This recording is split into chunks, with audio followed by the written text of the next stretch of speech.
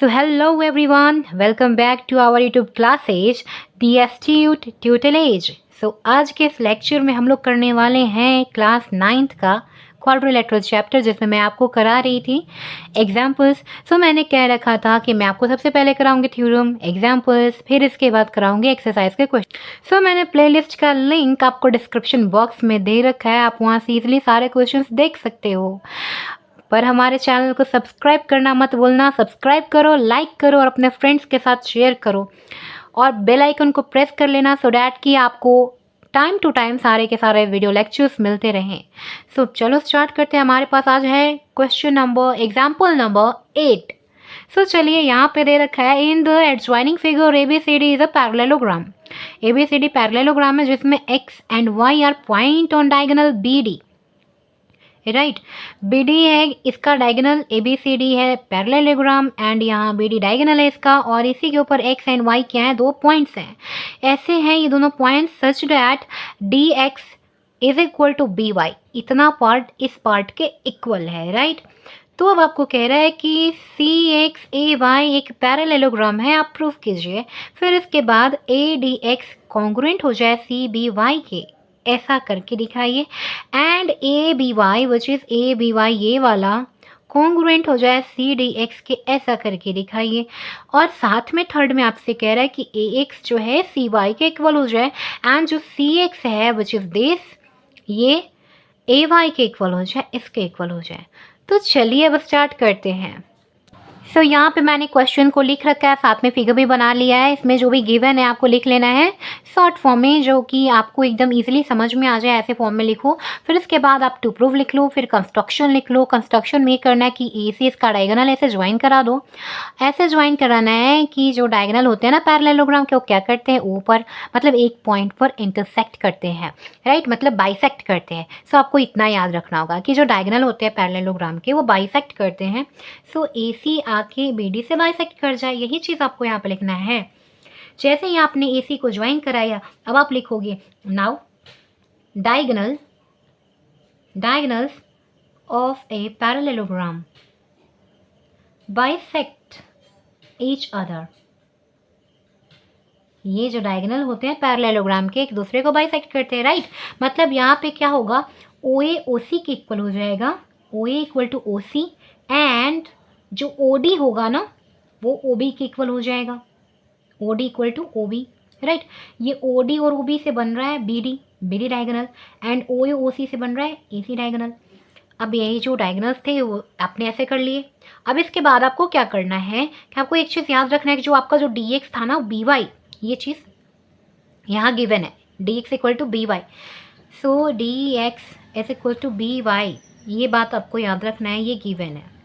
सो अब आप क्या करो, यहाँ पे OD इक्वल्स टू OB लिख लो, क्योंकि DB डायगोनल पर X एंड Y आ रहे हैं ना.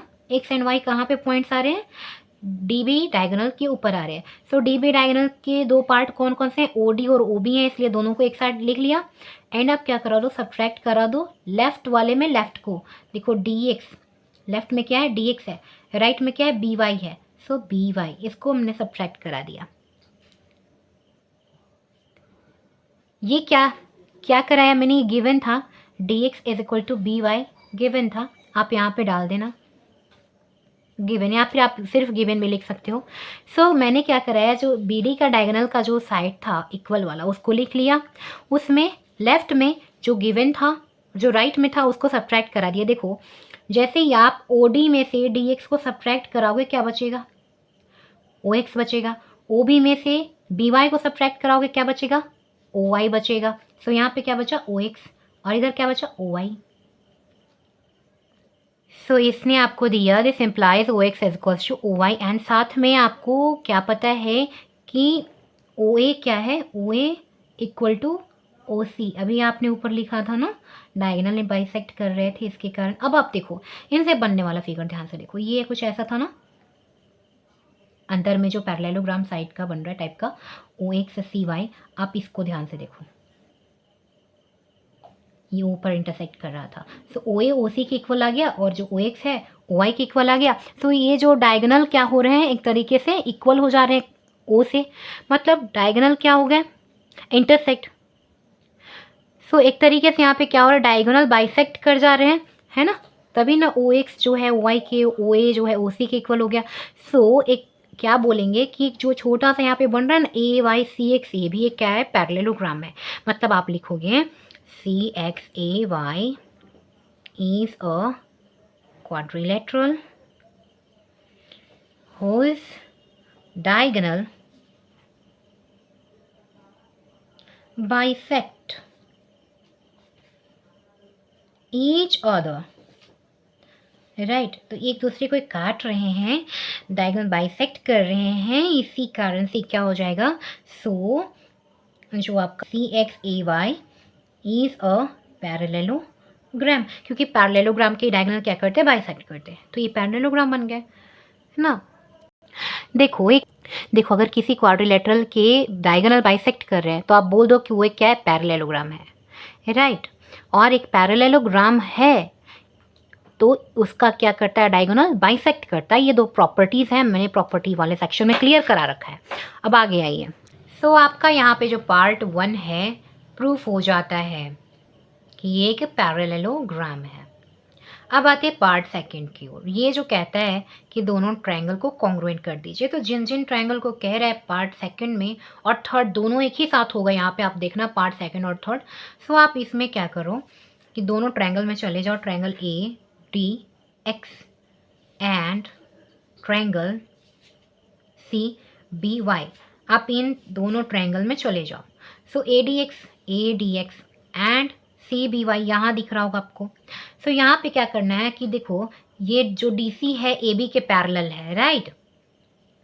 और यहाँ पे क्या है, ये वाला जो एंगल है इस एंगल के इक्वल है, कैसे, ऑल्टरनेट से, ठीक है। और जो ए डी है बी सी के इक्वल है, कैसे, ऑपोजिट साइड है पैरेललोग्राम का। इतना याद है। चलिए आगे बढ़ते हैं। पहले इन दोनों को लिख लेते हैं कि ए डी जो है बी सी के इक्वल है, opposite sides of a parallelogram. फिर इसके बाद angle A D X is equal to angle C B Y, कैसे, ऑल्टरनेट इंटीरियर एंगल्स, इसी कारण से। अब आप लिखिए जो डी एक्स है वो बी वाई के इक्वल है, ये तो सबसे पहले आपको गिवन था, है ना, अभी इसका यूज़ भी कराया था मैंने। सो यहाँ पे 3 कंडीशन क्या हो गया, फुलफिल हो गया, इसलिए triangle A D X congruent to triangle C B Y. कौन सी प्रॉपर्टी से, तो देखो डी एक्स साइड है, ये एंगल है और ये साइड है, साइड एंगल साइड प्रॉपर्टी से, by side angle side criteria, right. जैसे ये दोनों कॉन्ग्रुएंट हो गए, सो इनसे रिलेटेड साइड क्या हो जाएगा, सीपीसीटी से इक्वल हो जाएगा। इनसे रिलेटेड कौन कौन से साइड है, सो इससे रिलेटेड साइड है एक्स एंड इससे रिलेटेड है सी वाई, ये सीपीसीटी से हो गया। अब आपको क्या करना है, सिमिलरली